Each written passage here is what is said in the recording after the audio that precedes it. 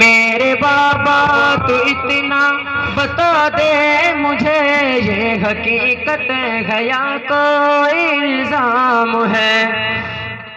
پوری دنیا کو ملتا مدارسہ سے ہی امن کا ایک میٹھا سا پیغام ہے، اس بدامنی کا اے میرے لگتے جگر، امن کے ان مراکز سے کیا کام ہے؟ بابا جی پہلی بات مجھے یہ معلوم کرنی ہے کہ بیٹھے حجراں میں دن رات یہ مولوی دیتے رکھتے گا تعلیم کس چیز کی؟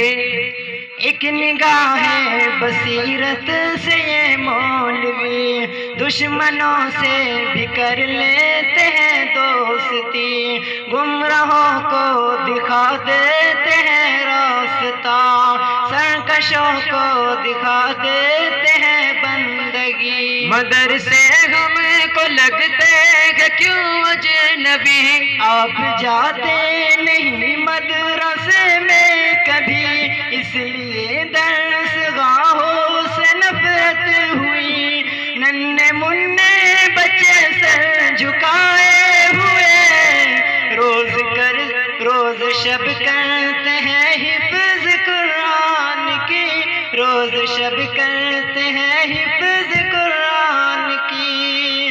بھائی کالا کالا نبی کی صدا، بھائی کالا کالا نبی کی صدا، گونجتی مدرسوں میں صبح و شام ہے۔ دوسری بات مجھے معلوم کرنی ہے کہ سیکھتا ہے یہاں پر گھر کے آدمی، رہزنی بدزنی دشمنی سرکشی، نہیں بھائی بلکہ ایک نگاہ بصیرت سے یہ مولوی دشمنوں سے بھی کر لیتے ہیں دوستی، گمراہوں کو دکھا دیتے ہیں راستہ، سرکشوں کو سکھا دیتے ہیں بندگی۔ پھر یہ کیا پھیل گئے ہر طرف سنسنی، یہ ہے انگریز کی ایک سازش کھلی تاکہ بدنام ہو وارثان نبی، کیونکہ یوں ہے محمد کی ہیبت سے ہی طاری ہے روح انگریز پہ کبھی کبھی، طاری ہے روح انگریز پہ کبھی کبھی، داڑھی پگڑی کی سنت سے ان پر بپا، پگڑی کی سنت سے ان پر بپا، ایک محشر ہے اور ایک کوہرام ہے۔ لوگ کہتے ہیں دہشت کی ارتقا ان مدارس سے ہوتی سر عام ہے، میرے بھائی تو اتنا بتا دے مجھے، یہ حقیقت گیا کوئی الزام ہے؟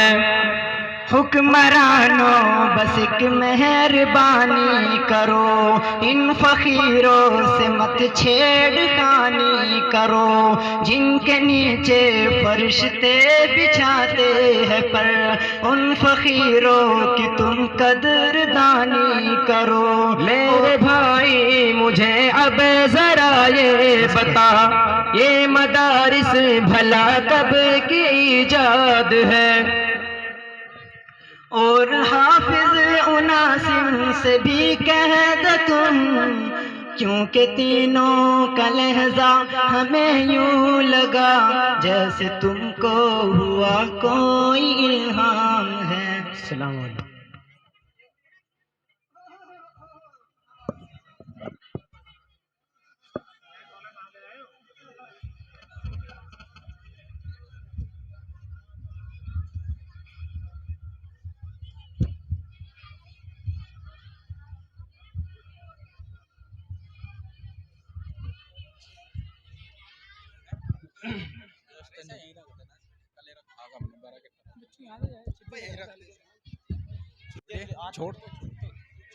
بسم اللہ الرحمن الرحیم،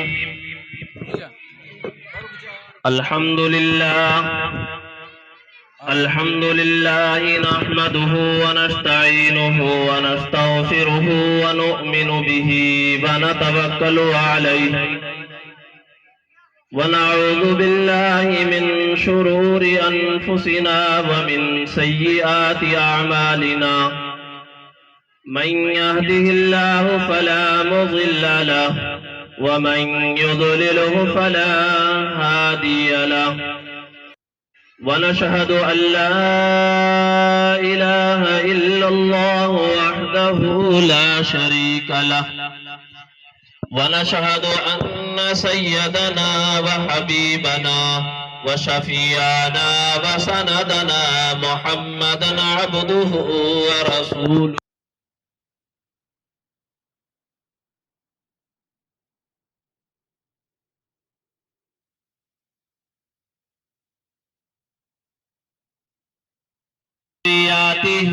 وسلم تسليما كثيرا كثيرا. ما بعد، أعوذ بالله من الشيطان الرجيم. بسم الله الرحمن الرحيم. إن أكرمكم عند الله أتقاكم إن الله عليم خبير. صدق الله العظيم. حضرات سامعین کرام، بزرگوں اور بھائیوں، دور دراز سے آئے ہوئے مہمانان اعظام، پردہ نشین مائیں اور بہنیں، اور میرے سر کے تاج علماء کرام کی جماعت، مجھ جیسے کم علم اور کم عمل طالب علم کا کچھ کہنا سا عجیب لگ رہا ہے، کیونکہ یہاں پر ہم سب کے بڑے اور عظیم المرتبت شخصیت حضرت مولانا سرتاج صاحب قاسمی دامت برکاتہم العالیہ تشریف فرما ہے. آپ نے حضرت والا کا وعظ سنا جو بہت ہی پرمغز وعظ تھا، لیکن آپ صبح سے جلسہ سن رہے ہیں اور جلسے میں تقریریں، بیانات، وعظ، نصیحتیں، مکالمے، نظمیں اور اسی طرح سے قرآن کریم کی تلاوت، اشعار، بہت ساری چیز آپ صبح سے سن رہے ہیں. اب ویسے وقت تو رہا نہیں کہ کچھ سنایا جائے، نہ کچھ سنانے کی ضرورت ہے نہ موقع ہے، لیکن پھر بھی مختصر سے وقت میں مولانا انعام صاحب کے کہنے پر کچھ عرض کروں گا. میرے بھائی، اتنا بڑا مجمع اور اتنے پرسکون کے ساتھ بیٹھ جانا، اور آپ لوگ اپنے کام کو چھوڑ کر علماء کرام کی بات سننے کے لیے یہاں آئے. میرے بھائی، مدرسوں میں جلسے کا انعقاد کرنے کا جو مقصد ہے وہ 3 مقاصد ہوا کرتے ہیں، جن میں ایک مقصد تو جلسے کے منعقد کرنے کا یہ ہوا کرتا ہے کہ پورے سال کے اندر مدرسے کے اساتذہ کرام، ذمہ داران حضرات نے آپ کے اس بستی کے بچوں اور بچیوں کو اور باہر کے رہنے والے بچے اور بچیوں کو کیا قرآن کریم پڑھایا، کیا ہندی اور انگلش کی عصری تعلیم دی ہے، تاکہ وہ آپ حضرات کے سامنے آ جائے. اور وہ آ چکی ہے کہیں مکالمے کی شکل میں، کہیں نعت کی شکل میں، کہیں قرآن کریم کی شکل میں، کہیں بچوں کے تقریر کرنے کی شکل میں۔ دوسرا مقصد جلسے کے منعقد کرنے کا یہ ہوا کرتا ہے کہ اللہ کے رسول صلی اللہ علیہ وسلم کے وارث یہ علماء کرام کی جماعت جو انبیاء کے وارث ہیں، یہ نہ جانے کہاں کہاں سے چل کر اور اپنے سفر کی صعوبتیں برداشت کر کے اور اس مدرسے کے ذمہ دار کی آواز پر یہاں تک تشریف لاتے ہیں تاکہ ان اللہ کے رسول کے وارثوں کی زیارت ہو جائے۔ دوسرا یہ مقصد ہوا کرتا ہے۔ تیسرا مقصد ہے جلسے کے منعقد کرنے کا کہ پورے سال تک جو مدرسے کے اندر بچے اور بچیاں پڑھے ہیں، ان کو پڑھانے کے اوپر جو اساتذہ کرام کا خرچ آیا ہے، مدرسے نے جو ان کی تنخواہوں اور دیگر اخراجات کیے ہیں، اور ایک بچے کے اوپر کتنا خرچ ہو جاتا ہے، وہ سارا خرچ اور اس کو جمع کرنے کے لیے مدرسے کا تعاون بھی ہو جائے۔ تیسرا مقصد جلسے کے منعقد کرنے کا یہ ہوا کرتا ہے۔ میرے بھائی، دو مقصد آپ کے سامنے آ چکے ہیں۔ بچوں نے کیا پڑھا کیا سنا وہ بھی تمہارے سامنے آ گیا، علماء کرام کی زیارت تھی وہ بھی تمہارے سامنے آ گئی۔ تیسرا مقصد جو بچا ہوا ہے وہ مدرسے کا تعاون باقی بچا ہے۔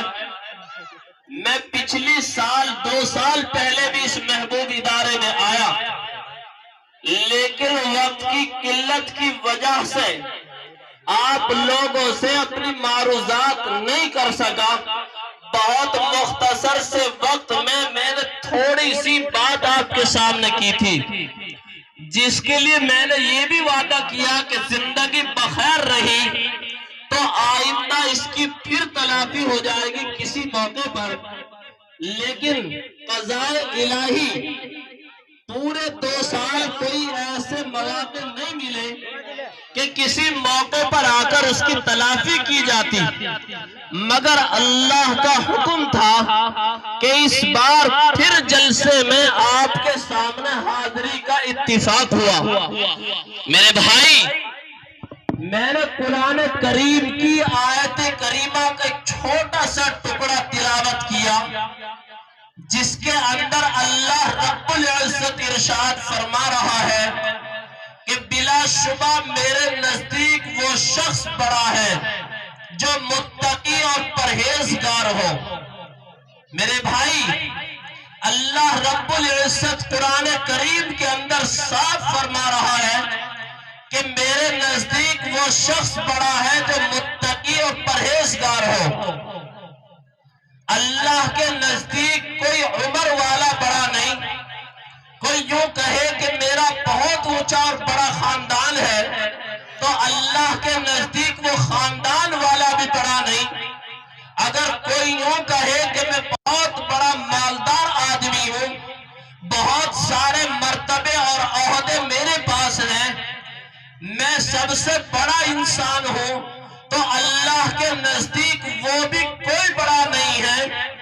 اگر کوئی یوں کہے کہ میں اس وقت پورے گاؤں کے اندر نہیں بلکہ آس پاس کا میں مکھیا اور بڑا ذمہ دار آدمی ہوں، تو اللہ کے نزدیک وہ بھی کوئی بڑا نہیں، بلکہ اللہ کے نزدیک اگر بڑا ہے تو وہ شخص ہے جو متقی اور پرہیزگار ہو، جس کے پاس تقوی اور پرہیزگاری ہو۔